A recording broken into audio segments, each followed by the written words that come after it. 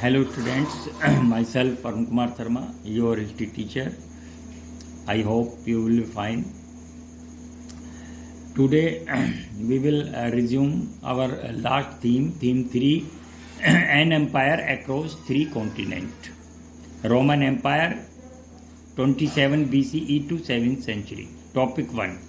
How was the army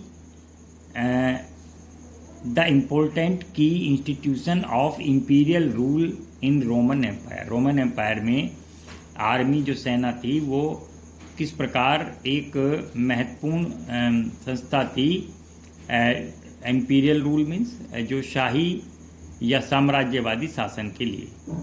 the Roman had a paid professional army where soldiers had to put in a minimum of 25 years of service. यानी यह एक paid professional army थी जिसमें कि salary दी जाती थी regularly और साथ में किसी भी सोल्जर्स को, ऑफिसर को, सैनिक को 25 ईयर्स एसेंशियल सेवा देनी ही पड़ती थी.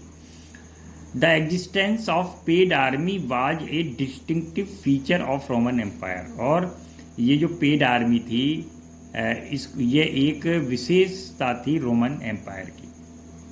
पेड मीन्स सैलरीड, जिनको सैलरी, वेतन, तनख्वाह रेगुलरली दी जाती थी. It was a organized body in the empire by the 4th century and had the power to determine the fate of emperor. It was a organized body, यह एक संगठित संस्था थी इन द एम्पायर में, साम्राज्य में, बाय द 4th century तक, and had to power, इसको पावर थी कि वो एम्परर का फेट या भाग्य, डेस्टिनी, वो भी निश्चित करती थी. Soldiers would trouble for better wages and service conditions. और सोल्जर्स हमेशा उन्हें परेशानी होती थी कि उनको बेटर वेज मिले, अच्छी सैलरी मिले और अच्छी सर्विस कंडीशंस मिले. Students, our next topic 2 is the what is the policy of taxation in the Roman Empire. Roman Empire में टैक्स या कर कैसे लगाए जाते थे, उसकी पॉलिसी क्या थी. The great urban centres of the Mediterranean were the base of the grand system of the Roman empire. यानी इसका जो बेस था वो था मेडिटेरियन या भूमध्य सागर के आसपास फैले हुए अर्बन सेंटर्स. अर्बन मीन्स शहरी क्षेत्र. इट वाज दो the cities that government was able to tax the regional countryside which generated much of the wealth of empire. इस प्रकार ये सेंटर बनाकर इसको मेडिटेरियन के आसपास जो अर्बन एरियाज थे, शहरी क्षेत्रों को, इस प्रकार आसपास के रूरल एरियाज में भी लोग जाते थे, ऑफिसर जाते थे और वो टैक्स लगाते थे और रेज करते थे और उसको कलेक्ट करते थे.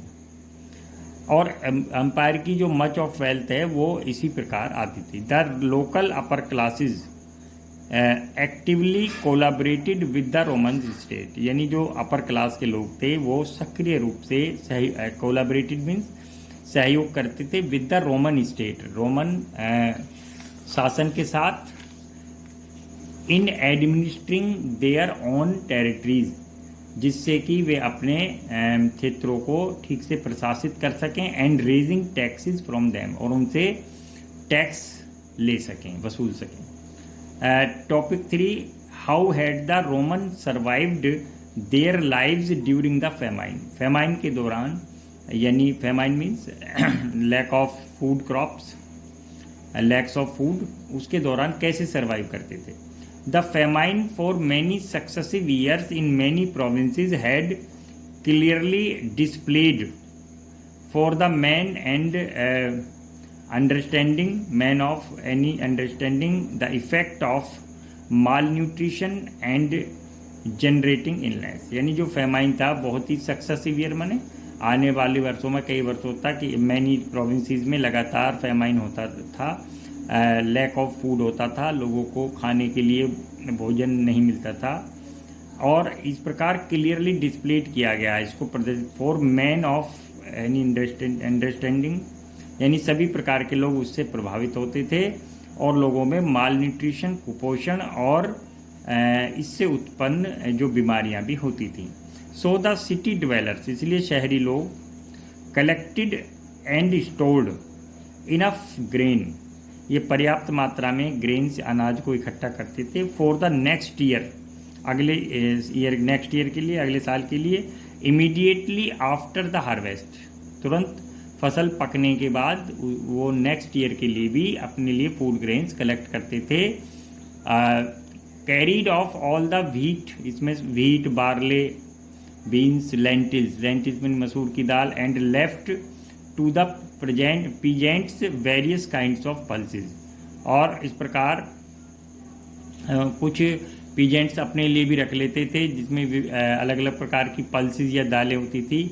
After taking a large proportion of the city, यानी सिटी में प्रोपोर्शन के लिए ये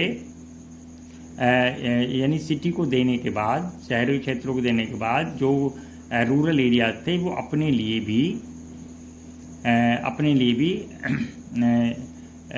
फूड ग्रेन्स रख लेते थे जिससे कि उनके बाद में काम आ सके।